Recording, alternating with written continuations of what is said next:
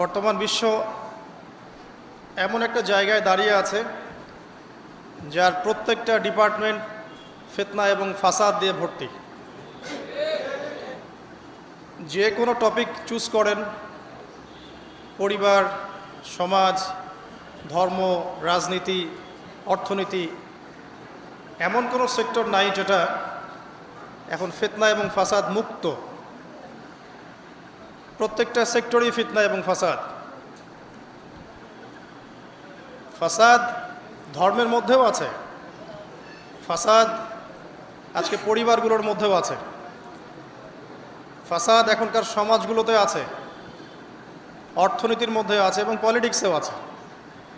যেমনটা ফেরেশতারা বলেছিলেন আল্লাহ রাব্বুল আলামিনকে যে আতাজআলু ফিহা মান ইউফসিদু ফিহা ওয়া ইয়াসফিকুদ দিমা, হে আল্লাহ, আপনি কি এমন কাউকে পৃথিবীতে পাঠাতে চাচ্ছেন যে পৃথিবীতে গিয়ে ফিতনা এবং ফাসাদ সৃষ্টি করবে অথবা রক্তপাত ঘটাবে? কার ব্যাপারে কথা বলা হয়েছে? আদম সন্তানের ব্যাপারে। আল্লাহ পাক যখন ফেরেশতাদেরকে ডেকে বললেন, ওয়াইয ক্বালা রাব্বুকা লিল মালায়েকা, যখন ফেরেশতাদেরকে তোমার রব বললেন ইন্নী জাঈলুন ফিল আরদি খলিফা, আমি পৃথিবীতে আমার খলিফা পাঠাতে চাই, তখন ফেরেশতাদের উত্তর ছিল এমন, আতাজআলু ফিহা মান ইউফসিদু ফিহা ওয়া ইয়াসফিকুদ দিমা, হে আল্লাহ, আপনি কি এমন কাউকে পৃথিবীতে পাঠাবেন যে পৃথিবীতে গিয়ে ফিতনা এবং ফাসাদ সৃষ্টি করবে এবং রক্তপাত ঘটাবে? ওয়া নাহনু নুসাব্বিহু বিহামদিক ওয়া নুকদ্দিসু লাক, অথচ আমরা ফেরেশতারাই তো আপনার হামদ, সানা, স্তুতি এগুলো বর্ণনা করছি এবং আপনার পবিত্রতার জয়গান গাচ্ছি। আল্লাহ পাক তখন বলেছিলেন যে ইন্নী আ'লামু মা লা তা'লামুন, আমি যা জানি তোমরা তা জানো না। তো এখন বিশ্বের দিকে তাকালে আমরা দেখতে পারি ফেরেশতাদের কথা মাশাআল্লাহ ফলে গেছে।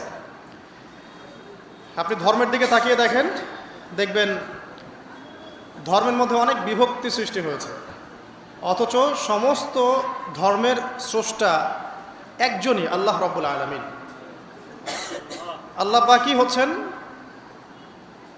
প্রত্যেক আদম সন্তানের একমাত্র রব, তিনি ছাড়া আর কোনো রব নাই। আছে? তারপরেও ধর্মীয় কনসেপ্টে আমরা বিভিন্ন মতবাদে বিভক্ত হয়ে গেছে এবং প্রত্যেক ধর্মগ্রন্থ যদি পড়েন, একটু টুকটাক পড়েন, আপনি দেখবেন প্রত্যেকটা ধর্মগ্রন্থেই বলা হচ্ছে যে আল্লাহ একজন, আল্লাহ একজন। যে কোনো ধর্মগ্রন্থ হাতে নেন, দেখবেন আল্লাহ একজন। শুধু তাই নয়, বড় বড় রিলিজিয়নগুলোর রিলিজিয়াস স্ক্রিপচার্স যেগুলো আছে, ধর্মগ্রন্থ যেগুলো আছে, সেখানে মুহাম্মদ সাল্লাল্লাহু আলাইহি ওয়াসাল্লাম যে শেষ নবী সেটাও বলে দেওয়া আছে। তাহলে এর পরেও এত শততা বিভক্ত কেন আমরা? কারণ আমাদের মধ্যে দুটো স্বভাব ঢুকে গেছে। ইবলিসের স্বভাব, সেটা হচ্ছে আবা ওয়াস্তাকবার, আমরা অস্বীকার করছি এবং অহংকার প্রদর্শন করছি, সত্যকে প্রত্যাখ্যান করছি। আবার মুসলিমদের মধ্যে তাকিয়ে দেখবেন এখানেও হাজারটা দলাদলি আছে, মানুষ হাজারটা দলে বিভক্ত, এক এক দলের এক এক কনসেপ্ট, যদিও আল্লাহ এক, কোরআন এক, নবী এক, তারপরেও বুঝের পার্থক্য। এক একজন, কেউ হয়েছে মুরজিয়া, কেউ হয়ে গেছে জাবারিয়া, কেউ হয়েছে কাদারিয়া, কেউ হয়ে গেছে শিয়া, কেউ হয়ে গেছে খারেজি, হ্যাঁ, কেউ মুতাজিলা। বিভিন্ন মানুষ বিভিন্ন দলে বিভক্ত হয়ে গেছে মুসলিমদের মধ্যেই। মুসলিমদের মধ্যে কেউ বলছে যে কালিমা লা ইলাহা ইল্লাল্লাহ পড়লেই যথেষ্ট, আমলের প্রয়োজন নাই, এদেরকে বলে মুরজিয়া। মুসলিমদের মধ্যে কিছু মানুষ বলছে কবিরা গুনাহ করলেই তাকে হত্যা করা যাবে, এরা হচ্ছে এই জেনারেশনের বা এই যুগের খাওয়ারেজ, মানে যারা মনে করে কবিরা গুনাহ করলেই মানুষ কাফের হয়ে যায়, তাকে হত্যা করা জায়েজ। এদেরকে পুঁজি করেই ইসলামের নামে সন্ত্রাসবাদী কর্মকাণ্ড ছড়ানো হয়েছে, এই কনসেপ্টের মানুষদেরকে পুঁজি করে। মুসলিমদের মধ্যেই কিছু মানুষ বলছে তাকদির বলতে কিছু নাই, মানুষ নিজেই তার ভাগ্যের নিয়ন্ত্রণ, এদেরকে বলা হয় কাদারিয়া। মুসলিমদের মধ্যে কিছু মানুষ বলছে যে ভাগ্যে যা আছে শুধু তাই হবে, আমার কর্মের কোনো স্বাধীনতা নাই, অদৃষ্টবাদী, এদেরকে বলা হয় জাবারিয়া। মুসলিমদের মধ্যে কিছু মানুষ আলী রাদিয়াল্লাহু আনহুকে নিয়ে বাড়াবাড়ি করছে এবং বড় বড় সাহাবীদেরকে গালি দিচ্ছে। রাফেজি আছে, মুতাজিলা, এরা কেমন? অতি যুক্তিবাদী, যুক্তি দিয়ে যেটা বুঝে আসবে কোরআন সুন্নাহ সেটুকুই গ্রহণ করবে, এর বাইরে যাবে না। মুতাজিলা, এর বাইরে আল্লাহ রাব্বুল আলামিনের শুকরিয়া যে আল্লাহ পাক আহলে সুন্নাহ ওয়াল জামাআহ এই আকীদাটা সমাজে প্রতিষ্ঠিত রেখেছেন, যারা কোরআন এবং সুন্নাহর বাইরে যায় না এবং কোরআন এবং সুন্নাহর সেই বুঝ এবং ব্যাখ্যাটা গ্রহণ করে যেটা আল্লাহর নবী এবং সাহাবীদের পক্ষ থেকে এসেছে। এটা হচ্ছে আহলে সুন্নাহ ওয়াল জামাআহ। এই কথাটা নবী সাল্লাল্লাহু আলাইহি ওয়াসাল্লাম বলেছেন হাদিসে, যে মুসলিম উম্মাহ ৭৩টা দলে ভাগ হয়ে যাবে, যার একটা দল মাত্র জান্নাতি, বাকি সবাই জাহান্নামী। এই গেল ধর্মীয় দলাদলির কথা। নৈতিকতার অবক্ষয় দেখেন মুসলিমদের মধ্যেই, দেখেন ম্যাক্সিমাম এখন কিন্তু সুদখোর। হ্যাঁ, তারপরে ঘুষ খাচ্ছি দিব্যি, দুর্নীতি করছি, কোনো সমস্যা নাই। ইভেন অনেক সময় জনগণের টাকা লুটপাট করে খাচ্ছি, কোনো প্রবলেম নাই। রাষ্ট্রীয় সম্পদকে নিজের গনিমত মনে করছি। আমি গতকাল রাতেও এই হাদিসটা আবার পড়েছিলাম। কিয়ামতের আলামতগুলোর মধ্যে এটা অন্যতম একটা, যে রাষ্ট্রীয় সম্পদকে মানুষ নিজের সম্পদ মনে করে খাওয়া শুরু করবে। মানুষ দান সদকা এবং জাকাতটাকে নিজের উপর বার্ডেন মনে করবে। এটা কি বোঝা? জাকাতের বোঝা। এখানে 10টা-12টা কথা আছে। মানুষ খামর মানে মদ, মাআজিফ মানে বাদ্যযন্ত্র, তারপরে জুয়া, তারপরে জিনা, এগুলোকে মানুষ হালাল মনে করবে, হালাল মনে করে নিবে, মদপান করবে, নাম অন্য দিবে। আমানতদার ব্যক্তি হয়ে যাবে খেয়ানতকারী, আর প্রত্যেক খেয়ানতকার ব্যক্তিকে মানুষ মনে করবে আমানতদার। তো নৈতিক অবক্ষয়টা দেখেন, যে মুসলিম হিসেবে জন্মগ্রহণ করার পরে, কোরআন সুন্নাহ হাতে পাওয়ার পরেও আমরা এখন সুদ খাচ্ছি দিব্যি। এটা কোনো ব্যাপার না এখন। বরং এমন একটা কনসেপ্ট এখন চলছে যে সুদ না খেলে আবার এই যুগে চলে নাকি, মানে মায়ের সাথে জেনা না করলে কি এই যুগে চলে নাকি। রংপুরের একটা ঘটনা, যে আমি এক ডক্টরের কাছে গিয়েছি, ডক্টর টেস্ট করার জন্যে। গাড়ি থামিয়েছি, দৌড় দিয়ে একটা ছেলে আসছে, হয়তো দূর থেকে আমাকে দেখেছিল, এসে গ্লাসে নক করছে। গ্লাস খুলে বললাম, কি সমস্যা বলেন।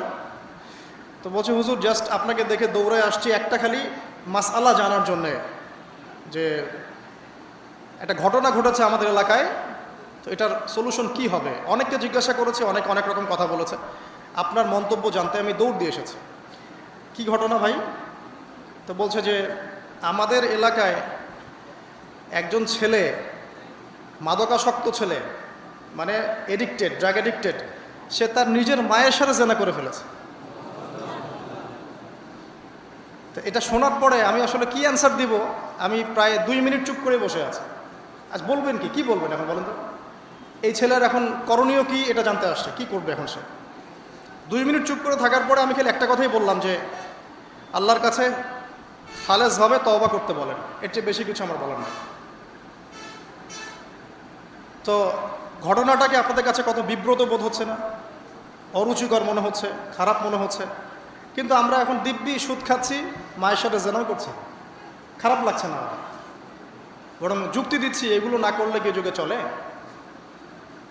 মহিলাদের অবস্থা দেখেন, গ্রামে গঞ্জে সব সুদী এনজিও ছড়িয়ে পড়েছে এবং তারা সদস্য, জমি জমা, ভিটে মাটি, গরু ছাগল সব খোয়াচ্ছে, তারপরেও খেতে হবে। কারণ ওই যে আতাজআলু ফিহা মা ইউফসিদু ফিহা ওয়া ইয়াসফিকুদ দিমা, আপনি কি এমন কাউকে পাঠাবেন যে পৃথিবীতে গিয়ে ফাসাদ সৃষ্টি করবে? এটা হচ্ছে ইকোনমিক ফাসাদ, অর্থনৈতিক ফাসাদ। দেখেন, মুসলিম পরিবারে জন্মগ্রহণ করেও ম্যাক্সিমাম মানুষই নামাজ পড়ে না। ম্যাক্সিমাম কতজন মানুষ 5 ওয়াক্ত নামাজ পড়ে, এটা এখন জরিপ করার ব্যাপার।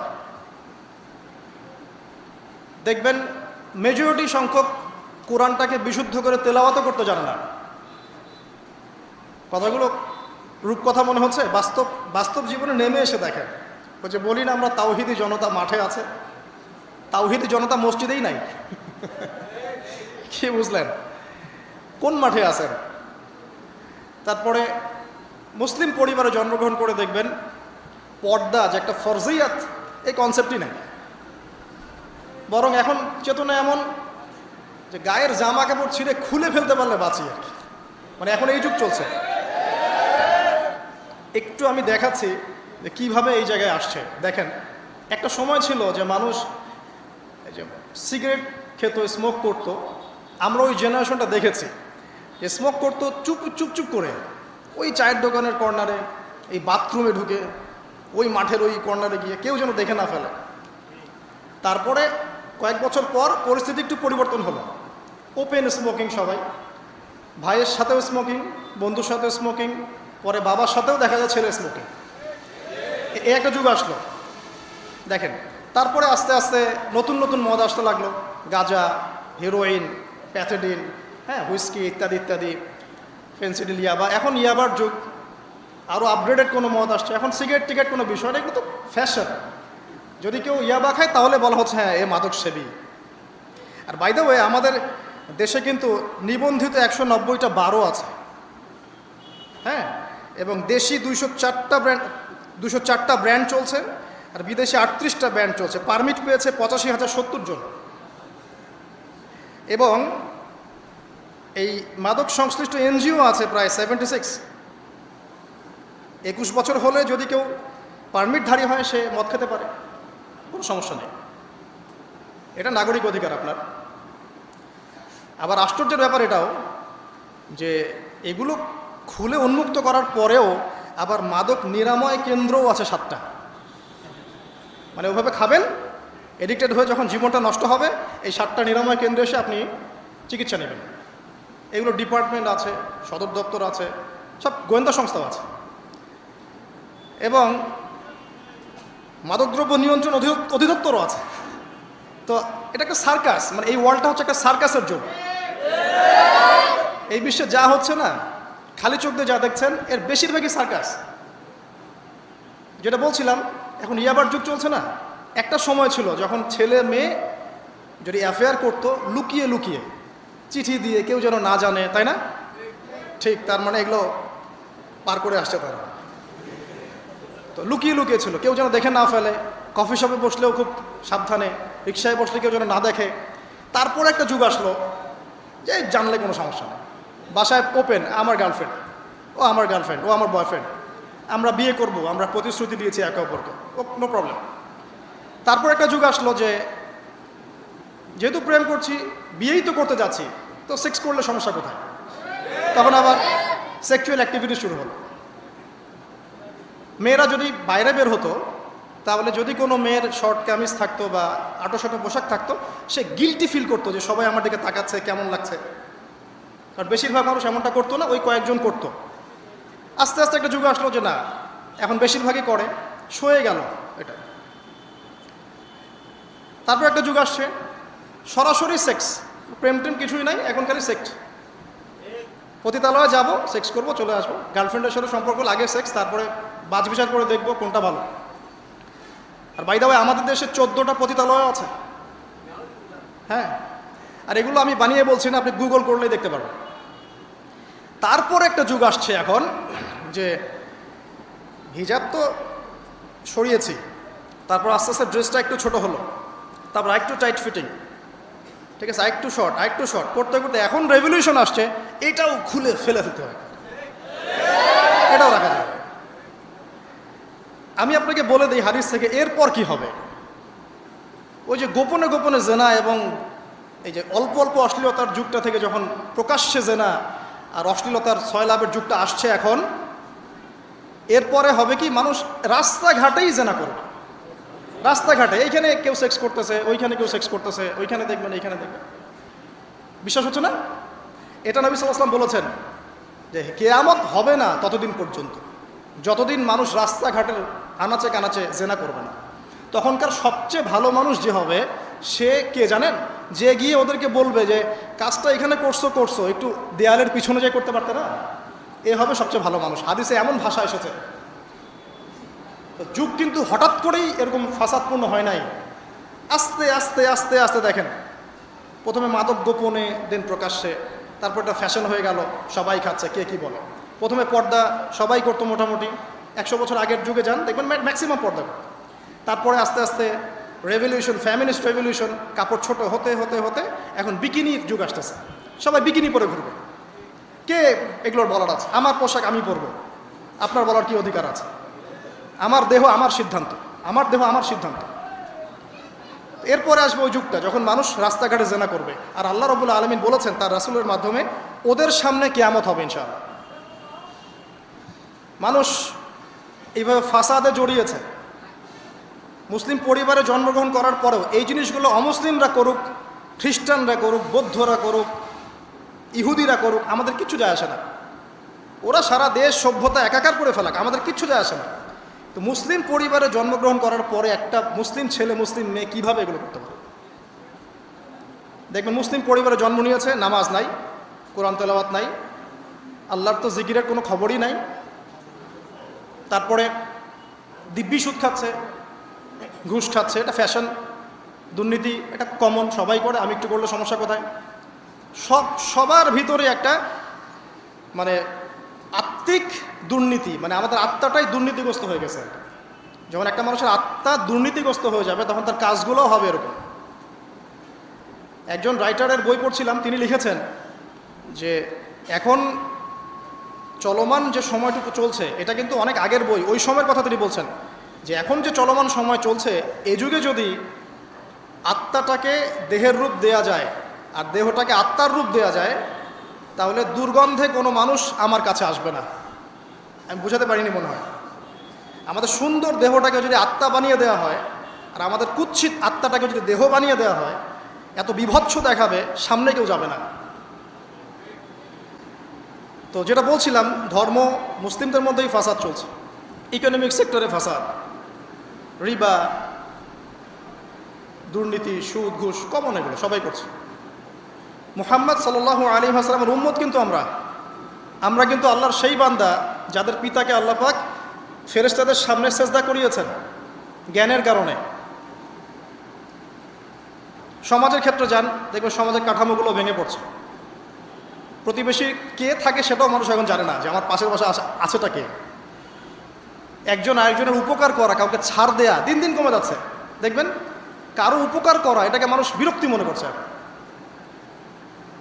রাস্তাঘাটে চলবেন, কেউ ছাড় দিতে রাজি নয়, যে আপনার আগে যেতে পারবে সে সফল, ভাবখানা, কেউ ছাড় দিতে রাজি নয়।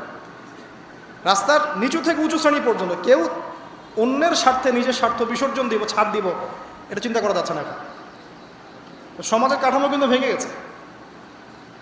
রাস্তাঘাটে দেখবেন বেপরদামি, প্রিমিক্সিং, জেনা, অশ্লীল মুভিজ। সমাজের কাঠামো বলে কিছু নাই এখন, যা আছে একটা খোলস, ভিতর থেকে এটা পুরো পচে গেছে। কিন্তু পচলো কার কারণে? আমার কারণেই তো, আমার আপনার কারণেই পচেছে। তো কীভাবে হচ্ছে আমি সেদিকে যাচ্ছি। পলিটিক্সে যান, গ্লোবাল অ্যাফেয়ার্সে যান, ফাসাদ আর ফাসাদ। বিশ্ব নিয়ন্ত্রকদের এখন একটাই কাজ, যুদ্ধ বাঁধিয়ে দেওয়া আর অস্ত্র বিক্রি করা। কার কার মাঝখানে যুদ্ধ বাঁধাবে আর কোথায় কোথায় অস্ত্র বিক্রি করবে, এটাই টেন্ডেন্সি, কিচ্ছু না। মানুষের জীবনে কোনো মূল্যই নাই এদের কাছে। একটা বোমে যে ইয়েমেনের হাজার হাজার শিশু মারা যাচ্ছে, কোনো ফিলিংসই নাই। বাচ্চাগুলো মরে গেল, কী হয়েছে? মনে পিঁপড়া ডলে দিলে যেমন মানুষের কোনো ফিলিংস থাকে না, মানুষের জীবনের মূল্য এমন হয়ে গেছে। একে নবী সাল্লাল্লাহু আলাইহি ওয়াসাল্লাম এটা বলেছিলেন যে শেষ জামানায় হারাজ বেড়ে যাবে। হারাজ মানে হত্যা। কাতেল যে হত্যাকারী সে জানবে না লিমা কাতালা, কী জন্য সে হত্যা করলো। মাকতুল সে জানবে না যে লিমা কুতিল, কী জন্য তাকে হত্যা করা হলো। আর নিয়ন্ত্রণ শক্তি যারা সমস্ত বিশ্বটাকে ওদের দাসত্বের মধ্যে আনতে চায়। আর এই দাসত্বের পথে একমাত্র বাধা হচ্ছে মুসলিমরা, বাকিরা তো আর বাধা না। এই কারণে মুসলিম সমাজের মধ্যে এগুলো বেশি বেশি ছড়িয়ে দেওয়া হয়েছে, পর্ন, জিনা, মাদক, এইটা সেটা, যাতে করে মুসলিমদের আধ্যাত্মিক যে শক্তিটা এটা না থাকে। যখন আপনার কাছে আধ্যাত্মিক কোনো শক্তি থাকবে না তখন আপনি পরাজিত। তো সুদ ছড়িয়ে দিচ্ছে সারা ওয়ার্ল্ডে। সুদ কি আর বাংলাদেশ থেকে এসেছে? সুদ পশ্চিম থেকে আসছে। পর্নোগ্রাফি কি বাংলাদেশ থেকে আসছে? পশ্চিম থেকে আসছে। পৃথিবীর প্রথম পর্ন যে মুভি, এটা তৈরি করেছে ব্রিটেন, আমেরিকা। 7 মিনিটের ক্লিপস, ক্যালিফোর্নিয়া শ্যুট করা হয়েছে, এবং তারপর আস্তে আস্তে সারা ওয়ার্ল্ডে ছড়িয়ে দেওয়া হচ্ছে। সারা বিশ্বে এই পর্নের বিজনেস হয় $97 বিলিয়ন প্রতি বছর, যার মধ্যে $12 বিলিয়ন প্রফিট করে আমেরিকা। খোলামেলা কথাগুলো, এটা ইন্ডাস্ট্রি একটা। তো এটা দিয়ে মুসলিম যুবকদের নৈতিক চরিত্রটাকে শেষ করে ফেলা হচ্ছে। আমাকে খুব ভালো মনে হচ্ছে, আপনাকে খুব ভালো মনে হচ্ছে, অমুক হুজুরকে খুব ভালো মনে হচ্ছে, চোখে এসব পড়ে নাই এমন একটা মানুষ খুঁজে পাওয়া যাবে না এই যুগে, এটা আমার বক্তব্য। ইল্লা মাশাআল্লাহ, ইল্লা মাশাআল্লাহ, যদি এমন কেউ থেকে থাকেন যে এইসব মানে কি বলবো ইন্টারনেট সেকশনের সাথে কোনো সম্পর্কই নাই, তার ব্যাপারটা হয়তো ভিন্ন। বাকি সবার চোখে এগুলো পড়ছে এবং এটা কমন। এবং এগুলো কিন্তু দিন দিন গ্রামে বাড়ছে বেশি। কারণ কি, শহরের মানুষ এগুলো দেখতে দেখতে অভ্যস্ত যে মেয়েরা এমনিই হাঁটে, অমনেই হাঁটে, এইরকমই ড্রেস পরে। আর গ্রামে তো এইসব কম ছিল। যখন গ্রামে এই পর্ন চলে গেছে, তখন গ্রামের যুবককে আর কে ঠেকায়। এখন সে প্রতিদিন দেখা যাচ্ছে গ্রামে গঞ্জে ধর্ষণ বাড়ছে, মেয়ে ওর কাছে একটা ভোগের বস্তু, পশুত্ব আর দমন করতে পারছে না, আক্রমণ। আর এসবের যেহেতু ইসলামিক কোনো বিচার হচ্ছে না, ইসলামিক লস কেমন, যে একজন চুরি করেছে, জুমার দিন নামাজ হবে, নামাজের পরে সমস্ত এলাকার লোকজন দাঁড়িয়ে থাকবে, সমস্ত এলাকার লোকজনের সামনে তার হাতটা কেটে ফেলে দেওয়া। এলাকার সব লোক দেখবে যে চুরি করলে এই শাস্তি হয়, ভয় আর চুরি করতে যাবে। কেউ কাউকে অন্যায়ভাবে হত্যা করেছে, তারও কেসাস করতে হবে, এবং সেটা সবাই জানবে যে ও হত্যা করেছে, এ তাকে কেসাস করেছে। কেউ কারো চোখ উপড়ে ফেলেছে, ওরও চোখ। কেউ কারো হাত ভেঙে ফেলেছে, ওরও হাত। হাতের বদলে হাত, চোখের বদলে চোখ, কানের বদলে কান, কেসাস। ধর্ষণ করেছে, জনসমক্ষে সবার সামনে নিয়ে এসে দেনান কোর্ট বসে সাক্ষী প্রমাণ নিয়ে মৃত্যুদণ্ড। সবাই দেখবে যে মৃত্যুদণ্ড। প্রয়োজনে এই যে প্রজেক্টর লাগিয়ে দেখাতে, এই যে এই কাজ করেছে, এই শাস্তি। রাস্তাঘাটে ইফটিজিং হচ্ছে, মোবাইল কোর্ট থাকবে, ইফটিজিং হচ্ছে, রিপোর্ট প্রমাণ ধরা হবে, সাথে সাথে বিচার। এরকম একটা মাস করলে পরে দেখবেন অপরাধের মাত্রা বাড়ে না, কম। আল্লাহর কসম করে বলছি, এটা ইনশাআল্লাহ 80% কমে যাবে ইনশাআল্লাহ। কিন্তু এটা করলে কি হবে জানেন? ওই যে পশ্চিমে বসে আছে বিশ্ব নিয়ন্ত্রণ সংস্থা, ওরা বলবে যে এই স্টেটের দিকে নজর রাখে, এরা মৌলবাদী হয়ে যাচ্ছে, এরা সন্ত্রাসী হচ্ছে, মানবাধিকার লঙ্ঘন করছে, ইত্যাদি ইত্যাদি। অর্থাৎ তুমি মিয়া সারা বিশ্বের মধ্যে লাখ লাখ মানুষকে বোম মেরে হত্যা করে দাও, তোমার মানবাধিকার লঙ্ঘন হয় না? সবখানেই ফাসাদ। হকটাকে মানুষ বাতিল মনে করছে, বাতিলকে মানুষ হক মনে করছে। সত্যবাদী তাকে মিথ্যাবাদী বলা হচ্ছে, মিথ্যাবাদীকে সত্যবাদী বলা হয়। এখানে মুসলিমদের জীবনের মূল্য কমে গেছে। ওইদিকে আর লম্বা করছি না, আমি আমার লেকচারের মূল জায়গায় আসছি। এখান থেকে আমি লেকচার একটা দিকে ফোকাস করে আমি শেষ করব। সেটা হলো, এই সমস্ত প্রবলেমসগুলো আমাদের পক্ষে সলভ করা সম্ভব না। এখন সলভ করার মতো ক্ষমতা আমাদের নাই, অনেক ক্ষেত্রে আমাদের সেই জ্ঞানও নাই, এগুলো নিয়ে ভাবার সময়ও নাই। কিন্তু একটা জায়গায় আমরা ফোকাস করতে পারি, একটা জায়গায়। আজকের লেকচারের এটা সবচেয়ে মূল জায়গা। সেটা হচ্ছে আল্লাহ পাক আমাদেরকে স্ব পরিবার দিয়েছেন, দেন নাই? এবং এই পরিবারটা হচ্ছে একটা সমাজের গঠন একক। আমরা পড়েছি না, গঠন একক। একটা জিনিস, একটা কোষ, তার মধ্যে গঠন একক আছে না, অণু পরমাণু আছে না। সমাজ হচ্ছে, সমাজের অণু বা পরমাণু হচ্ছে পরিবার। একটা সমাজে যদি 100টা পরিবার থাকে, তার মধ্যে যদি 90টা পরিবার সৎ হয়, আল্লাহওয়ালা হয়, ইসলামিক অনুশাসন মেনে চলে সত্যিকার অর্থেই, ইনশাআল্লাহ ওই সমাজটা কিন্তু দেখবেন 8-10টা সমাজের চেয়ে ভালো থাকবে ইনশাআল্লাহ। আর একটা সমাজে মনে করেন 100টা পরিবার আছে, 90টাই ইসলামের বিরোধী শক্তি, ইসলামের এগেনস্টে চলে, ইসলামের কোনো পরোয়া নাই, আল্লাহ পাকের হুকুম আহকামের 5 পয়সা পরোয়া নাই। ওই সমাজের অবস্থা নিঃসন্দেহে দুনিয়াতেও ধ্বংস হবে, আখিরাতেও ধ্বংস হবে। আর এই সমাজগুলোকে নিয়েই তো একটা রাষ্ট্র হয় নাকি? আর এইভাবে রাষ্ট্র নিয়েই তো বিশ্ব। তাহলে ক্ষুদ্রতম যে জায়গাটা, সেটা কি? পরিবার। এই জায়গায় আল্লাহ পাক আপনাকে কর্তৃত্ব দিয়েছেন। এখানে কিন্তু আপনার উপর লাঠি কেউ ঘোরাচ্ছে না। আপনি অ্যাজ এ বাবা, আপনি পরিবারের কর্তা, অ্যাজ এ স্বামী আপনি পরিবারের কর্তা, ভাই আপনি পরিবারের কর্তা। আমাদের প্রথম স্টার্টিংটা এই ফ্যামিলি থেকে করা উচিত। তো আল্লাহ পাক এই বিষয়ে কি বলছেন, আমি একটা বলে সামনে যাই। আল্লাহ পাক সূরা তাহরিমের মধ্যে 6 নম্বর আয়াতে বলেছেন যে ইয়া আইয়ুহাল্লাযীনা আমানু, হে মুমিনগণ। আমাদেরকে আল্লাহ পাক বলছেন, হে মুমিনগণ, কু আনফুসাকুম ওয়া আহলিকুম নার, তুমি নিজে জাহান্নামের আগুন থেকে বাঁচো। আগে নিজের চটকায় তুমি তেল দাও, নিজে জাহান্নামের আগুন থেকে বাঁচো। ওয়া আহলিকুম নার, তোমার যে পরিবারবর্গ আছে এদেরকে জাহান্নাম থেকে বাঁচাও। এই বাঁচানোটা কেমন দেখেন, আপনাদের বাসায় ছোট ছোট বাচ্চা কাচ্চা আছে না? আছে তো? একটা বাচ্চা যদি আগুন ধরতে যায়, ধরেন ও বোঝে না যে আগুন কেমন হবে, ছোট বাচ্চা, আল্লাহ না করুক, সে ধরেন একটা কয়েল ধরতে যাচ্ছে, কয়লা ধরতে যাচ্ছে, হ্যাঁ, আগুন হাত দিতে যাচ্ছে, তো আপনি কি করবেন? আপনি তাকে সেভ করার চেষ্টা করবেন। সে যদি বলে না আমাকে ছেড়ে দাও আমি ধরবই, আপনি প্রয়োজনে একটা থাপ্পড় দিয়ে হলে সরাবেন এখানে, তাই না? এটা হচ্ছে বাঁচানো। আপনি আপনার শিশুটাকে এই যে হাতে আগুন নেওয়া থেকে বাঁচালেন। আল্লাহ পাক এটা বলছেন নিজে বাঁচো, পরিবারবর্গকেও বাঁচাও। তা পরিবারবর্গ যদি শুনতে না চায়, না আমি জেনা করব না, আমি গান শুনবো না, আমি মদ খাবই, হ্যাঁ, না আমি এইটা করবো ওইটা করব, যদি আপনি বুঝে থাকেন যে আপনার কথাটা হক, শাসন করে হলেও তো তাকে বারণ করতে হবে। এখানে আল্লাহ পাকের নসিহত হচ্ছে তোমরা নিজেরা জাহান্নামের আগুন থেকে বাঁচো, পরিবারবর্গকে বাঁচাও। কোন জাহান্নাম থেকে বাঁচবে? আলাইহা মালাইকাতুন গিলাজুন শিদাদ, যেই জাহান্নামে কঠিন কঠিন মনের ফেরেশতারা আছে, পাষাণ মনের ফেরেশতা। আল্লাহ পাক তাদের মনের মধ্যে কোনো দয়া মায়া দেন নাই। আমাদের মনে দয়া মায়া আছে না, এই দয়া মায়াও আল্লাহ পাক তাদেরকে দেন নাই, শুধু আযাব দেওয়ার মতো শক্তি সামর্থ্য এবং কঠিন একটা মন দিয়েছেন। অন্য সূরায় আছে তাদের সংখ্যা 19 জন। কতজন? 19 জন, মানে তারা দায়িত্বশীল। বাকি আর যে কত হাজার লক্ষ কোটি আছে আল্লাহ ভালো জানে। আলাইহা তিসআতা আশর আল্লাহ পাক বলেছেন। তো আলাইহা মালাইকাতুন গিলাজুন শিদাদ লা ইয়াসুনাল্লাহা মা আমারাহুম ওয়া ইয়াফআলুনা মা ইউমারুন। আল্লাহ পাক ওই ফেরেশতাদেরকে যে আদেশ করেন সেই আদেশ পালনে তারা বিন্দু মাত্র গাফেলতি করে না। এই সব ফেরেশতা থেকে যারা জাহান্নামের প্রহরী, এই জাহান্নাম থেকে তুমি নিজে বাঁচো, তোমার পরিবারকে বাঁচাও।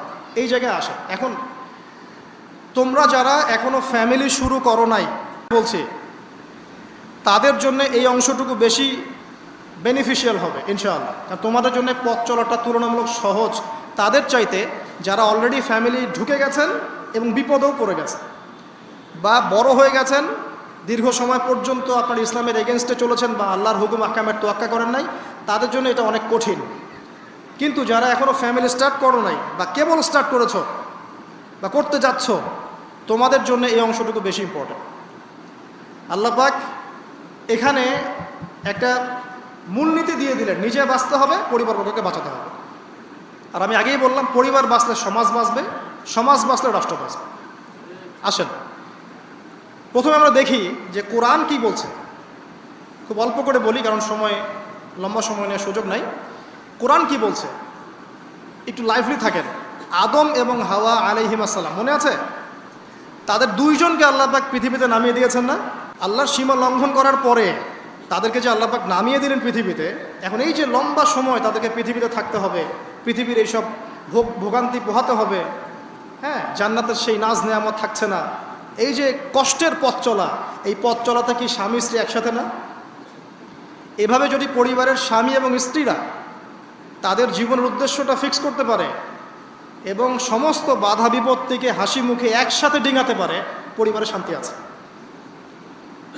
যদি না পারে তাহলে বুঝবেন যে সে আদর্শ স্বামী ছিল না, অথবা সে আদর্শ স্ত্রী ছিল না। এখান থেকে শিক্ষা হচ্ছে দুইজনের জীবনের উদ্দেশ্য একই রকম হতে হবে, দুইজনের লাইফের ভিশন মিশন সেম হতে হবে, তখন আপনি পরিবারে শান্তি পাবেন ইনশাআল্লাহ। যদি না হয় তাহলে আপনি বিয়ের মধ্যে ভুল করেছেন। অতএব এই জায়গায় নসিহতটা প্রথম নেন। তারপরে চলে আসেন নূহ আলাইহিস সালাম, মনে আছে নাম? তার একজন ছেলে ছিল, সে কি মুমিন ছিল? করেন নাই? সে কিন্তু মুমিন ছিল না, সে অস্বীকারী ছিল। তার নূহ আলাইহিস সালামের স্ত্রী, সে কি মুসলিম ছিল? চিন্তা করতে পারেন, একজন নবীর স্ত্রী মুসলিম নন, একজন নবীর ছেলে, তিনি আল্লাহর আদেশের পরোয়া করছেন না। আল্লাহ বলছেন লাইসা মিন আহলিক, এই ছেলে তোমার পরিবারের কেউ না। নূহ আলাইহিস সালাম বলছেন হে আল্লাহ, সে আমার পরিবারের একজন, তাকে ক্ষমা করে দাও। আল্লাহ বলছেন লাইসা মিন আহলিক, সে তোমার পরিবারের কেউ না। নবী পরিবারের সদস্য হওয়া সত্ত্বেও লূত আলাইহিস সালামের স্ত্রী, সে কি জান্নাতি না জাহান্নামী? তাহলে এখানে বোঝেন যে নবী পরিবার হলেও যদি ব্যক্তিগত পর্যায়ে মানুষের মধ্যে ঈমান ইসলাম না থাকে, তাহলে এইসব বংশের পরিচয়, রক্ত, বর্ণ, জাতীয়তাবাদ, ভাষা, এগুলো মানুষকে আল্লাহর আযাব থেকে বাঁচাতে পারবে না। নবীর পরিবারের সদস্য হওয়া সত্ত্বেও তারা জাহান্নামে যাচ্ছে, শ্রোতা হারিম পড়ে। তাহলে আমাদের কাজ কি? নিজের চটকাটা তেল দেওয়া ভালো করে। আমি কত বড় আলেমের ছেলে, আমি কত বড় দায়ীর স্ত্রী, আমি কত বড় মানে মুফাসসির মুহাদ্দিসের সন্তান, ভাই, এসবের কোনো মূল্য নাই। নিজে আমি ভালো কিনা, নিজে প্রকৃত মুসলিম মুমিন কিনা, এটার মূল্য আছে। এই কারণেই হয়তো আমাদের নবী সাল্লাল্লাহু আলাইহি ওয়াসাল্লাম তার মেয়ে ফাতিমা রাদিয়াল্লাহু আনহাকে বলছেন, হে ফাতিমা, হে আমার কলিজার টুকরা মেয়ে, হে আমার কলিজার টুকরা মেয়ে, তুমি শোনো, পৃথিবীতে আমার কাছে যা চাওয়ার তুমি চেয়ে নাও, পরকালে আমি তোমার কোনো হেল্প করতে পারছি না। অথচ আমরা জানি নবী সাল্লাল্লাহু আলাইহি ওয়াসাল্লাম সবার জন্য কি করবেন? সুপারিশ করবেন, সেটা অন্য বিষয়। তোমাকে তোমার হিসাব একাই দিতে হবে, নবী সাল্লাল্লাহু আলাইহি ওয়াসাল্লাম এটা বলছেন। একদিন তিনি বাসায় ঢুকলেন, দেখছেন আয়েশা রাদিয়াল্লাহু আনহা কান্নাকাটি করছেন। আয়েশা, আর বলে রাখি, আয়েশা রাদিয়াল্লাহু আনহা সম্পর্কে আমাদের নবীজি বলেছেন, তাকে প্রশ্ন করা হচ্ছে, আপনি পৃথিবীতে সবচেয়ে বেশি কাকে ভালোবাসেন? তিনি বলছেন আয়েশাকে। তারপরে কাকে ভালোবাসেন? আবু বকর। তারপর কাকে ভালোবাসেন? ওমর। কথা বুঝতে পারছেন? তো সেই আয়েশা রাদিয়াল্লাহু আনহা বাসায় কান্নাকাটি করছেন। তিনি বলছেন, কি জন্য কাঁদছো হে আয়েশা? আয়েশা রাদিয়াল্লাহু আনহা বলছেন, জাহান্নামের আযাবের ভয়ে আমি কাঁদছি। কি হবে ইয়া রাসূলুল্লাহ আমাদের সে সময়? তখন আল্লাহর নবী তার স্ত্রীকে বলছেন, যাকে তিনি সবচেয়ে বেশি ভালোবাসেন, তাকে বলছেন, তিনটা ক্ষেত্র বা তিনটা জায়গা আছে যখন পৃথিবীর কোনো মানুষকে চিনতে পারবে না পরকালে, এমনকি আমিও তোমাকে চিনতে পারবো না। সেটা কি? যখন এই যে মিজানের পাল্লাটা দাঁড় করানো হবে, এই যে এটা ভারী হচ্ছে না হালকা হচ্ছে, এ সময় কেউ কাউকে চিনবে না, কারো কথা কারো মনে থাকবে না। যে গার্লফ্রেন্ডের জন্য আপনি জীবন দিচ্ছেন তার কথা আপনার মনে থাকবে না। যে স্ত্রী সন্তানের জন্য আপনি সারা জীবন দুর্নীতি করে গেলেন তার কথা আপনার মনে থাকবে না। এমনকি যে স্ত্রীর কাছে আপনি অনেক প্রেমময় স্বামী, সেও আপনার কথা মনে রাখবে না যখন মিজানের পাল্লাটা উঁচু করা। দুই, যখন আমল নামা ছুঁড়ে দেওয়া হবে, আমল নামা এভাবে উন্মুক্ত করে ছুঁড়ে দেওয়া হবে, ইকরা কিতাবাক, তুমি আজকে তোমার কিতাব পড়ো, ওয়া কাফা বিনাফসিকা আল-ইয়াওমা আলাইকা হাসিবা, আজকে তুমি নিজেই তোমার নফসের হিসাব নেওয়ার জন্য যথেষ্ট। এই সময় আয়েশা, আমি তোমার কথা মনে রাখতে পারবো না। আরেকটা হচ্ছে যখন মানুষ পুলসিরাত পার হবে, তখন কেউ কারো কথা মনে রাখতে পারবে না। এখান থেকে শিক্ষা কি? নূহ আলাইহিস সালামের পরিবারের সদস্য হয়েও তারা আল্লাহর আনুগত্য না করার কারণে জাহান্নামে যাচ্ছেন। লূত আলাইহিস সালামের পরিবারের সদস্য হয়েও ঈমান না আনার কারণে তারা কি করছেন? জাহান্নামে যাচ্ছেন। আমাদের শিক্ষা হচ্ছে আমাদের পরিবারগুলোর, যে আমাদের এই বংশ, আমাদের এই যে টাকা পয়সা, স্ট্যাটাস, রং, হ্যাঁ, বাড়ি গাড়ি, পলিটিক্যাল পদ, কোনো কিছুই আমাদেরকে আল্লাহর আযাব থেকে বাঁচাতে পারবে না যদি আমরা প্রকৃত মুসলিম মুমিন না হতে পারি। তো পরিবারের সদস্যদেরকে আল্লাহ পাক ঈমানদার হওয়ার তৌফিক এনায়েত করুন। এবার আসেন সামনে, আরও সামনে যান। দেখেন ওই যে ইব্রাহিম আলাইহিস সালাম, দেখেছেন? মনে আছে? বাবা হচ্ছে ওই সমাজের সবচেয়ে বড় লিডারের ডান হাত, নমরুদের ডান হাত। সে হচ্ছে মূর্তি পূজারীদের সর্দার, মানে মূর্তি সে বানাতো, স্ট্যাচু মেকার। ইব্রাহিম আলাইহিস সালামকে আল্লাহ পাক ওই ঘরেই জন্ম দিয়েছেন যেখানে তার বাবা একজন শিরকের কাণ্ডারি। ইব্রাহিম আলাইহিস সালাম তাকে বোঝানোর চেষ্টা করলেন, বাবা এটা শিরক, এটা শয়তানের কাজ, এখান থেকে ফিরে আসো, আমি তোমার জন্য আল্লাহর কাছে দোয়া করবো ইত্যাদি। বাবা তার কথা শুনলো না। এটা তো এমন না যে তিনি শুধু একবার বলেছেন, তিনি হয়তো বলতেই ছিলেন, একদিন দুই দিন না, কিন্তু বলতেই আছে। এক পর্যায়ে বাবা তাকে বের করে দিলেন বাসা থেকে, ফাহজুরহুম, এখান থেকে বের হয়ে যাও। তুমি যদি আমাদের এই দেবতাদেরকে গালি দেওয়া বন্ধ না করো, তাহলে আমি তোমার মাথা পাথর দিয়ে মেরে ফাটিয়ে ফেলবো। ওয়াহজুরনি মালিয়া, আমাকে একা ছেড়ে দাও, সরে যাও, মানে আমরা তাড়িয়ে দিই না, গেট লস্ট, এরকম করে ইব্রাহিম আলাইহিস সালামকে বের করে দেওয়া হয়। কিন্তু তিনি বললেন, সালামুন আলাইক, বাবা আপনার উপর শান্তি বর্ষিত হোক, হ্যাঁ আমার আব্বা আপনার প্রতি শান্তি বর্ষিত হোক, আমি আল্লাহর কাছে আপনার জন্য দোয়া করব। পরে যখন আল্লাহ পাক তাকে বললেন যে কোনো মুশরিকের জন্য তোমার দোয়া করার স্বভাব পাবে না, তখন থেকে ইব্রাহিম আলাইহিস সালাম দোয়া করা বন্ধ করে দেন। এখানে দেখেন, ছেলে, একজন যুবক ছেলে, তার মধ্যে ঈমান এসেছে, সে তার পরিবারের চলমান শিরকের বিরুদ্ধে কথা বলছে, প্রয়োজনে সে সেখান থেকে স্কিপ করেছে, তাকে বের করে দেওয়া হয়েছে, সে চলে গেছে, তারপরেও কিন্তু তাওহীদের সাথে শিরকের আপোষ করে নাই। ইব্রাহিম আলাইহিস সালাম সামনে যান, ওই যে তার স্ত্রী হাজেরা আলাইহিস সালাম তার সন্তান এবং স্ত্রীকে রেখে আসছেন কোথায় বলেন? মক্কায়, তাই না? মরুভূমিতে, খাবার নাই, পানিও নাই। এখন ইব্রাহিম আলাইহিস সালাম চলে যাওয়ার সময় তার স্ত্রী বলছেন যে আপনি কি আল্লাহর আদেশেই আমাকে ছেড়ে যাচ্ছেন? তিনি বলছেন হ্যাঁ। তখন তিনি বলছেন আল্লাহ পাক আমাদেরকে ধ্বংস করবেন না ইনশাআল্লাহ। এখানে খেয়াল করে দেখেন, তারপর সাফা মারওয়া সাই করলেন, জমজম কূপ পানি বের হলো, সেখানে কমিউনিটি গড়ে উঠলো। ইসমাইল আলাইহিস সালামের ঔরস থেকে পরবর্তীতে মুহাম্মদ সাল্লাল্লাহু আলাইহি ওয়াসাল্লামের জন্ম হয়েছে ওই ট্রাইবের মধ্যেই। তো এখানে খেয়াল করেন, এই যে সন্তান ইসমাইল আলাইহিস সালাম তিনি যখন একটু বড় হচ্ছেন তখন ইব্রাহিম আলাইহিস সালাম আসছেন, এসে বলছেন আমি স্বপ্ন দেখেছি, ইয়া বুনাই আমি স্বপ্ন দেখেছি, ইন্নী আরা ফিল মানামি আন্নী আসবাহুক, আমি স্বপ্ন দেখেছি আমি তোমাকে জবাই করছি, ফানজুর মাযা তারা, তোমার কি রায় আমাকে বলো। তো এখন ইসমাইল আলাইহিস সালাম বলছেন, কিশোর ইসমাইল, ইয়া আবাতি, হে আমার বাবা, ইফআল মা তুমার, আপনি সেটাই করেন যা আল্লাহ আপনাকে আদেশ করেছে। সাতাজিদুনি ইনশাআল্লাহু মিনাস সাবিরিন, ইনশাআল্লাহ আপনি আমাকে সবরকারী পাবেন। কার কথা এটা? ইসমাইল আলাইহিস সালামের কথা।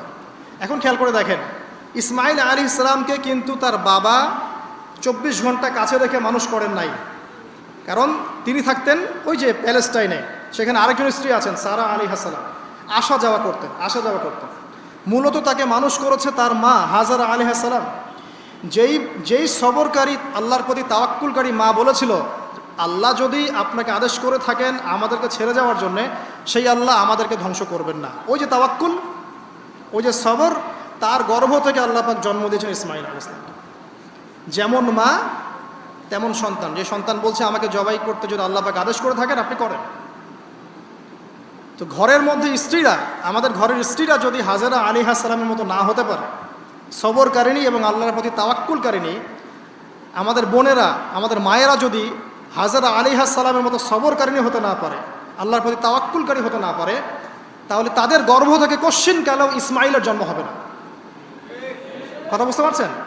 তাদের গর্ভ থেকে কশ্চিনকালেও ইসমাইলের মতো সন্তানের জন্ম হবে না এবং ইসমাইলি প্রজন্ম গড়ে উঠবে না। এজন্যই আপনি তাকিয়ে দেখেন ম্যাক্সিমাম পরিবারের সন্তান এখন বেলাইনে চলে গেছে। কারণ কি জানেন? মায়ের সমস্যা আছে, শুধু বাপেই সমস্যা থাকে না, মায়েও সমস্যা থাকে। মায়ের ফিতরাত সন্তানের মতো চলে আসে। তো নারীরা যদি আল্লাহর আনুগত্যশীলা না হয়, মুমিনা মুসলিমা, 5 ওয়াক্ত নামাজ পড়া, লজ্জাস্থানের হেফাজত করা, খাস পর্দা করা, হ্যাঁ, স্বামীর আনুগত্যকারী, প্রেমময়ী, তারা যদি না হতে পারে, সবরকারিণী, তাওয়াক্কুলকারিণী, তাহলে ওই মায়েদের গর্ভ থেকে আপনি ইসমাইলের মতো সন্তান কিন্তু পাবেন না। ইল্লা মাশাআল্লাহ, ইল্লা মাশাআল্লাহ। আরও সামনে যান, দেখেন নবী মুসা আলাইহিস সালাম একজন ব্যক্তিকে একটা ঘুষি দিয়েছেন, সেই ব্যক্তি ওইখানে স্পট ডেড। আর ফেরাউনের লোকজন তাকে ধাওয়া করছে। মুসা আলাইহিস সালাম মিশর থেকে চলে গেলেন মাদিয়ান নামক জায়গায়। মাদিয়ানে আরেকজন নবী আছেন, তার নাম হচ্ছে শুআয়ব আলাইহিস সালাম। সেখানে গিয়ে তিনি গাছের নিচে বসে আছেন, দেখলেন দুজন মেয়ে দূরে দাঁড়িয়ে আছে, পানি নেয়ার মতো চান্স পাচ্ছে না। ওই কওমের লোকজনের শক্তি বেশি, তো তিনি একটু শক্তিশালী ছিলেন মুসা আলাইহিস সালাম। তিনি গেলেন, গিয়ে শক্তি খাটিয়ে ওদেরকে পানির ব্যবস্থা করে দিলেন, দিয়ে আবার সেই গাছের এখানে এসে বসলেন, বসে আল্লাহর কাছে দোয়া করছেন, রব্বি, হে আমার রব, লিমা আনজালতা ইলাইয়া মিন খাইরিন ফাকির। এখানে কিন্তু তার কোনো গৃহ নাই, থাকার জায়গা নেই, খাওয়ার কিছু নাই, কোনো পরিচিত কেউ নাই, একদম নিঃস্ব শূন্য হাতে হাত উঁচু করে আল্লাহর কাছে বলছেন, রব্বি ইন্নী লিমা আনজালতা ইলাইয়া মিন খাইরিন ফাকির। হে আল্লাহ, আপনি আমার উপর যে অনুগ্রহটা বর্ষণ করবেন আমি এর জন্য ভিখারি হয়ে বসে আছি। এবার আল্লাহ পাক ওই একটা মেয়েকে পাঠালেন। ওই মেয়েটা আসলো লাজুক ভঙ্গিতে, লজ্জাশীলতা, চোখ নিচু করে। এই যে এখনকার এই যে ব্লাউজ ছাড়া শাড়ি পরা জেনারেশন না, এরা চক্ষু নিচু করে আসলেন। এই হাঁটাটাকে আল্লাহ পাক প্রশংসা করেছেন যে সে লজ্জাশীলতার সাথে হেঁটে আসলো, এসে মুসা আলাইহিস সালামের সামনে দাঁড়িয়ে চক্ষু নিচু করে বলল যে আমার বাবা আপনাকে ডাকছেন, আমার বাবা আপনাকে ডাকছেন। এই লজ্জাশীলতা মেয়েদের মধ্যে কোথায় পাবেন এখন? একটা হাদিস আছে, যখন তোমার মধ্যে লজ্জা থাকবে না তোমার দ্বারা যে কোনো পাপ করা সম্ভব। হাদিস আছে, যে কোনো পাপ করা সম্ভব। বিকিনি পরেও কয়দিন পর ঘুরবে এরা, আমি বলে দিচ্ছি দেখে নিয়েন, ইনশাআল্লাহ। এবং এই আন্দোলন করতে করতে এক পর্যায়ে এমন একটা অবস্থা হবে, দেখবেন যে ওটা পরেও রাস্তায় ঘুরছে। মানে ওরা দেশটাকে ওই আমেরিকান এবং ব্রিটেনদের পশ্চিমা সংস্কৃতির রঙে সাজাতে চায়। আর এই নোংরা অসভ্যতার নাম দিয়েছে প্রগতিশীলতা। শয়তান অনেক বেশি প্রগতিশীল ছিল এবং এখনো আছেও। ওই মেয়ের হেঁটে আসাটাকে আল্লাহ প্রশংসা করছেন। আসার পরে তিনি যখন বলছেন আমার বাবা আপনাকে ডাকছেন, তিনি গেলেন, তখন ওই শুআইব আলাইহিস সালাম বলছেন যে আমার এই দুই মেয়ের মধ্যে একজনকে আমি তোমার সাথে বিয়ে দিতে চাই। মূসা আলাইহিস সালাম সেখানে বিয়ে করলেন। শর্ত হচ্ছে 8 থেকে 10 বছর তাকে তার ফার্মে চাকরি করতে হবে, কৃষিকাজ মানে গবাদি পশুর এখানে 8 থেকে 10 বছর তাকে সার্ভিস দিতে হবে, এটাই মোহর। তো এটা আমি এখন বুঝি যে মূসা আলাইহিস সালামকে আল্লাহ পাক এই যে রাখালির কাজ করিয়েছেন কেন জানেন? কারণ এই কাজগুলো মানুষের ধৈর্য বাড়ায়। মূসা আলাইহিস সালামকে পরে আল্লাহ পাক বড় একটা দায়িত্ব দিবেন, এই কারণে তাকে ট্রেনিং দিচ্ছেন এখানে। তাকে আরও বড় একটা জাতিকে সামলাতে হবে যারা আরও অনেক বেশি উদ্ধত, অনেক বেশি গবাদি পশুর মতো। তারা কারা? ওই যে বনু ইসরাইল। চোখের সামনে দেখলো আল্লাহ পাক ফেরাউনকে ডুবিয়ে দিলেন, তারপরে 40 দিনের মধ্যে আবার শিরিক করা শুরু করে দিল। আমাদের নবী মুহাম্মদ সাল্লাল্লাহু আলাইহি সাল্লামকে একজন কষ্ট দিয়েছিল। তো কষ্টটা এত ডাইরেক্ট দিয়েছে, এসে বলেছে আপনি ইনসাফ করেন, হে মুহাম্মদ সাল্লাল্লাহু আলাইহি ওয়াসাল্লাম, আপনি ইনসাফ করেন, আপনি ইনসাফ করছেন না। তো সাহাবীদের চোখ মুখ লাল হয়ে গেল যে এত বড় কথা নবীকে বলে। তখন নবী সাল্লাল্লাহু আলাইহি ওয়াসাল্লাম বলছেন দাঁড়াও, আমার ভাই মূসাকে তার কওম আরও অনেক বেশি কষ্ট দিয়েছে। মানে মূসা আলাইহিস সালামের কষ্টের কথা চিন্তা করে আমাদের নবী সান্ত্বনা নিচ্ছেন, যেটা তো কিছুই না। মূসা আলাইহিস সালামকে তার কওম আরও অনেক বেশি কষ্ট দিয়েছে। তো এই কওমকে সঠিক পথে চালানোর জন্য আল্লাহ পাক 8 বছর তাকে রাখালি করিয়েছেন। আর আপনারা জানেন কি না জানি না যে বেশিরভাগ নবী কিন্তু কৃষিকাজ করেছেন, এটা জানেন? তো যারা কৃষিকাজ করছেন আপনারা এখানে নিজেকে হীনমন্যতায় ভোগার, ছোট মনে করার কোনো সুযোগ নাই। আপনি একটা নোবেল প্রফেশনের মধ্যে আছেন, খাঁটি প্রফেশনের মধ্যে আছেন, ঠিক আছে? তো দেখেন, এবার মূসা আলাইহিস সালাম একজন ভালো গার্ডিয়ান পেলেন, তার নাম শুআইব আলাইহিস সালাম। সেখানে বাড়ি পেলেন, সেখানকার জামাই, তিনি চাকরি করছেন, মানে তার সব কিছুই অনুকূলে। ওই যে দোয়া কিন্তু কবুল হয়ে গেল। সতী পুত পবিত্র একটা মেয়ে আল্লাহ পাক তাকে দিয়ে দিলেন। কারণ মূসা আলাইহিস সালাম ছিলেন অনেস্ট। মূসা আলাইহিস সালাম ছিলেন একটা সৎ ব্যক্তি, অনেস্ট, যিনি কখনো অশ্লীল কোনো পথে পা বাড়ান নাই। ঠিক তেমন একজন মেয়েকে আল্লাহ পাক তার জীবন সঙ্গিনী করে দিলেন। তাই আমাদের শিক্ষা হচ্ছে, আমরা যদি নিজেদেরকে পবিত্র রাখতে পারি, তোমাদেরকে বলছি, ইনশাআল্লাহ তুমি তোমার জীবনে পুত পবিত্র নেককার স্ত্রী পাবে। কিন্তু তোমরা যদি এখনকার এইসব প্রলোভনে পড়ে জেনা, মদ, পর্ন, হাবিজাবি সব কিছুর মধ্যে ঢুকে যাও, মাদক ইত্যাদির মধ্যে, পুত পবিত্র নারী আসবে না। দেখবা যে এমন নারী তোমার জীবনে আসছে যে নিজেও পবিত্র না। আর কিফা কিরম আল্লাহ পাক ব্যালেন্স করেন সবসময়, ইল্লা মাশাআল্লাহ। শুধু তাই নয়, শুআইব আলাইহিস সালামের মতো একজন গার্ডিয়ান তিনি পেলেন, যিনি তাকে দিনের পথে হেল্প করলেন। পরবর্তীতে মূসা আলাইহিস সালাম নবী হলেন। এখান থেকে একটা প্রমাণ আছে, দলিল, সেটা হলো বাড়ির গার্ডিয়ান যদি দিনদার হয়, শুআইব আলাইহিস সালামের মতো সাপোর্টিং হয়, পরিবারবর্গকে দিনের জন্য সাপোর্ট করছে, সেই পরিবারের মধ্যে শান্তি আসবে ইনশাআল্লাহ। এবং সেই পরিবারের যুবকরা সৌভাগ্যবান, যুবতীরাও সৌভাগ্যবান, সেই পরিবারের সন্তান সন্ততি তারা সৌভাগ্যবান। তাই পরিবারের গার্ডিয়ান যারা আছেন, আজকের খুতবা শুনছেন, আপনারা সাপোর্টিভ হন, পরিবারকে দিনের ক্ষেত্রে সাপোর্ট দেন, একটা ভালো প্যারেন্টিং করেন, মানে সন্তানদেরকে সুন্দর প্যারেন্টিংসের মধ্যে নিয়ে আসেন। আসুন সামনে যাই, এবার একটু কনক্লুশনের দিকে যাচ্ছে, আসেন। তো কোরআনের পরতে এরকম দলিল আছে। আরও দেখবেন, ইয়াকুব আলাইহিস সালাম মৃত্যুবরণ করছেন, সন্তানদেরকে ডেকে বলছেন যে আমার পরে তোমরা কার ইবাদত করবে। মানে তিনি কনসিয়াস যে আমার পরে বাচ্চা কাচ্চারা আবার যেন বিভ্রান্ত হয়ে না যায়, তোমরা কার ইবাদত করবে, ডেকে বলছেন। আর আমরা ওই সময় ডেকে বলতাম যে আমার ব্যাংকেরে 10 কোটি টাকা আছে, 1 কোটি ওকে দিস, 1 কোটি ওকে দিস, হ্যাঁ আমার জমি জমা এগুলা আছে, ওকে এটা দিস, ওকে এটা দিস। উনি ডেকে বলছেন তোমরা আমার পর কার ইবাদত করবে। সন্তানরা বলছে আমরা এক আল্লাহর ইবাদত করব, যার ইবাদত আপনি করেছেন, আপনার পিতাও করেছেন। সচেতন গার্ডিয়ান। সামনে যান, আপনি দেখবেন ইউসুফ আলাইহিস সালাম, যিনি ওই যে জেলখানায় বন্দী হলেন, পরে মিশরের খাদ্যমন্ত্রীর দায়িত্ব পেলেন, তার বাবা ইয়াকুব আলাইহিস সালাম কাঁদতে কাঁদতে চোখ অন্ধ হয়ে গেল। দেখেন, যখন ইউসুফ আলাইহিস সালাম তার ভাইদেরকে বললেন এই যে এই রুমালটা নিয়ে যাও আমার বাবার চোখের উপরে দিবে, ইনশাল্লাহ সে দৃষ্টিশক্তি ফিরে পাবে। এটা পড়েন নাই মনে হয়, সূরা ইউসুফের মধ্যে আছে। এই রুমালটা যখন আমার বাবার চোখের উপর দিবে তখন সে তার দৃষ্টিশক্তি ফিরে পাবে।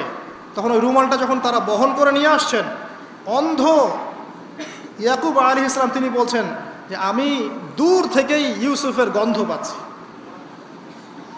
সূরা ইউসুফ আর জোলাইখার প্রেম কাহিনী নয়।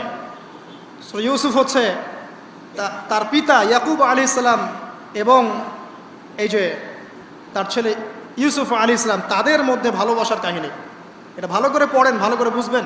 এখানে পিতার সন্তানের ভালোবাসাকে বোঝানো হয়েছে। এত ভালোবাসেন তিনি সন্তানকে। এখান থেকে শিক্ষা কি?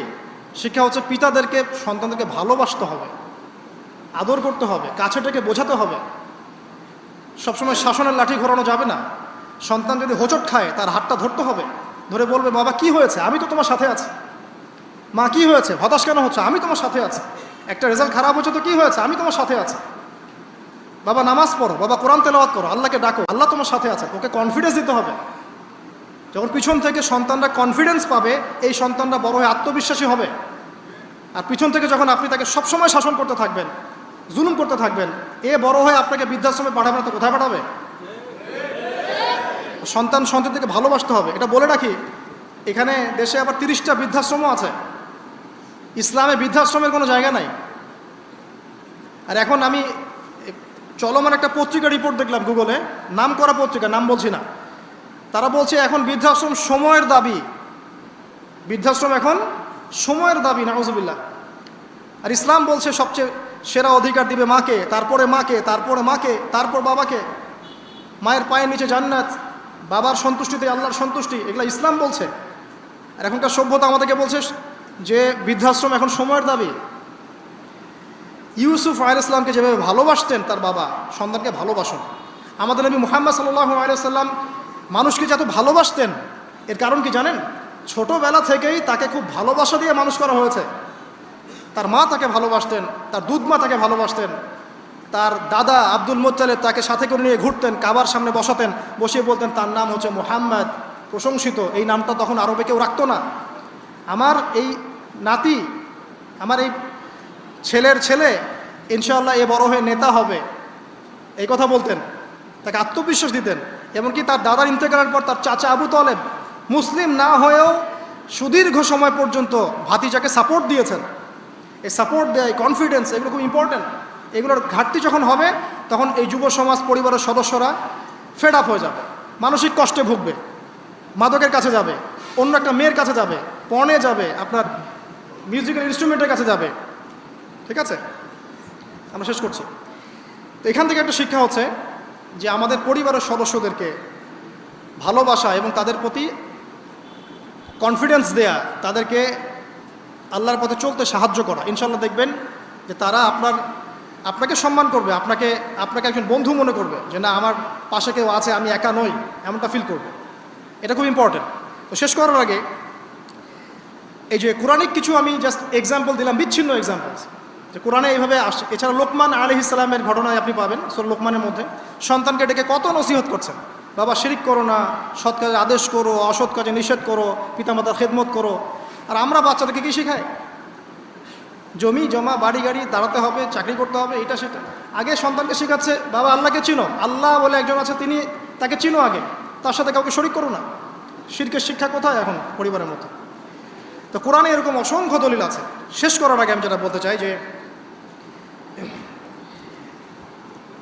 আমাদেরকে কিছু কিছু বিষয় যদি আমরা এখনও যদি মেনে চলি, এই ভঙ্গুর সমাজ ব্যবস্থায়ও আদর্শ পরিবার ধরে রাখা ইনশাআল্লাহ সম্ভব।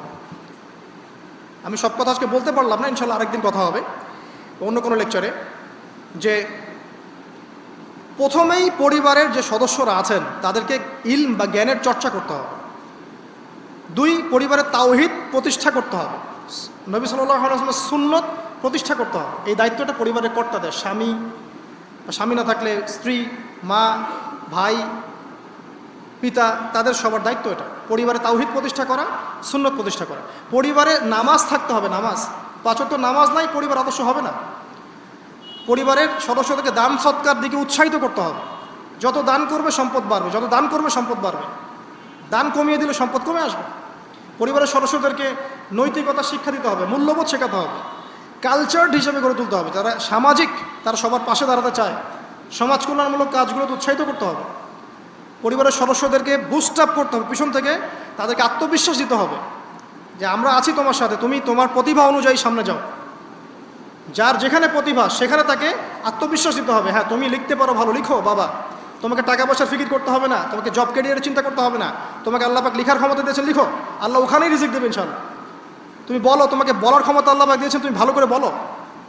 তুমি বিজ্ঞান ভালো পারো, বিজ্ঞান নিয়ে গবেষণা করো। তুমি ভালো খেলো, ভালো করে খেলো। মানে আপনাকে ওর প্রতিভা অনুযায়ী তাকে বুস্ট আপ করতে হবে, ইসলামিক রুলস মেনেই। বাসায় পর্দার বিধান চালু করতে হবে যাদের মধ্যে নাই, এবং এটাকে শক্ত করে ধরতে হবে। এটা হেলায় ফেলায় ছেড়ে দেওয়া যাবে না। বাসার মধ্যে অপসংস্কৃতি যেগুলো আছে, বাইরের কালচার যেগুলো ঢোকে, এগুলো রাস্তা বন্ধ করতে হবে। ইন্টারনেট সেকশনগুলোকে লিমিটেড করতে হবে, এবং যা দেখবেন সবাই একসাথে দেখবেন ড্রয়িং রুমে বসে। স্মার্টফোন এত অ্যাভেলেবেল করে দিবেন না। এমনও কান্ট্রি আছে 18 বছর না হলে কেউ ফোন ইউজ করতে পারে না, আর আমাদের জন্মের পর থেকেই ফোন। বাচ্চার ওই ফোনটা দেওয়া মানে তার মস্তিষ্ক ড্যামারেজ, শেষ। দেখেন আপনি ফোনের কারণে যে কত পাপ করতেছে আল্লাহ। এবং ফোনকে আমরা এখন আর কন্ট্রোল করছি না, ফোনই আমাদেরকে কন্ট্রোল করছে। এইগুলো বন্ধ করতে হবে। বাসার সদস্যদের খাওয়া দাওয়ার দিকে ফোকাস করতে হবে, তারা কি খাচ্ছে, কেমন খাবার খাচ্ছে, ফ্রেশ ফুডের ব্যবস্থা করতে হবে। কালচার্ড কথা বলতে হবে, সুন্দর করে কথা বলতে হবে তাদের সাথে। ঝগড়াঝাটি এগুলো দেখে যখন তারা অভ্যস্ত হয়ে যাবে, তখন তো নৈতিকতার অবক্ষয় ঘটবেই। আরও কিছু বিষয় আছে, যেমন পরিবারে হৃদ্যতা, ভালোবাসা পিতামাতার মধ্যে আছে কিনা, স্বামী স্ত্রীর মধ্যে আছে কিনা, এই বিষয়টা যেন ছোটদেরকে ইফেক্ট না করে খেয়াল রাখতে হবে। এভাবে যখন ইফেক্টিভ প্যারেন্টিং আসবে, পরিবার রিজিক হালাল, সলাত আছে, কোরআন আছে, জিকির আছে, তারা সমাজকল্যাণমূলক কাজ করছে, ইসলামিক কমিউনিটির মধ্যে আছে, হ্যাঁ, সবার সাথে একটা হৃদ্যতাপূর্ণ সম্পর্ক আছে, তখন দেখবেন এই পরিবারের সন্তানরা ইনশাআল্লাহ পরবর্তীতে গিয়ে ভালো কিছু করবে ইনশাআল্লাহ। এই পরিবারের মেয়েরা ইনশাআল্লাহ শালীন হবে, এবং তারা যখন অন্য কোনো ঘরে যাবে ওই পরিবারও ঠিক থাকবে ইনশাআল্লাহ। তো দিনের জ্ঞান, আমল, হালাল রিজিক, সুন্দর প্যারেন্টিংস, এগুলোর মধ্য দিয়ে আমরা আদর্শ পরিবার গড়তে পারবো ইনশাআল্লাহ আযজা ওয়া জাল্লা। আল্লাহ পাক আমাদের সবাইকে তৌফিক এনায়েত করুন। আমি লেকচারটা এখানে শেষ করছি। তো শেষ করার আগে আমি জাস্ট একটা বই সাজেস্ট করবো আপনাদেরকে।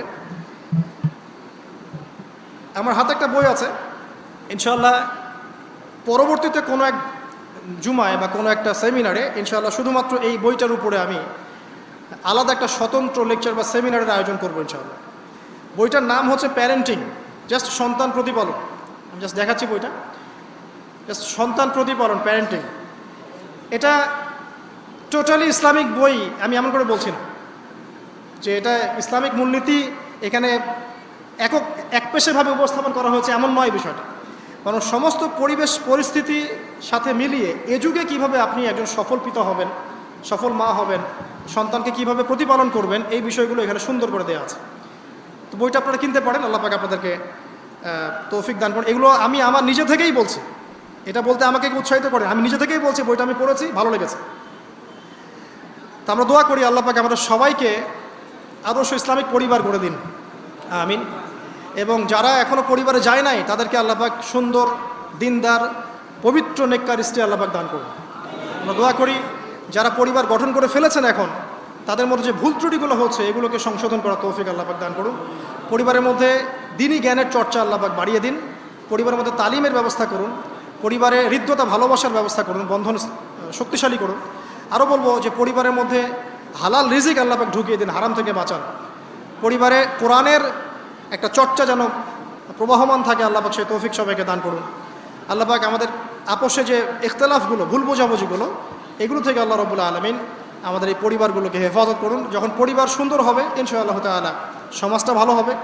সমাজ যদি ভালো হয় ইনশাআল্লাহ তখন সত্যিকারের একটা সোনার বাংলা আমরা পাবো ইনশাআল্লাহ। আল্লাহ পাক আমাদের সবাইকে চলমান যাবতীয় ফিতনা থেকে হেফাজত করে কোরআন এবং সুন্নাহর অনুসারী বানিয়ে দিন, আল্লাহুম্মা আমিন। আজকে সময় সংক্ষিপ্ততার কারণে আমি লম্বা করতে পারছি না, আমি এখানেই আলোচনা শেষ করছি। আকুলু কাউলি হাযা আস্তাগফিরুল্লাহু লি ওয়া লাকুম ওয়া লিসাইরিল মুসলিমিন। বারাকাল্লাহু লানা ওয়া লাকুম বিল আয়াতিল হাকীম। ইন্নাহু তাআলা জাওয়াদুন কারীমুর রাউফুর রহিম।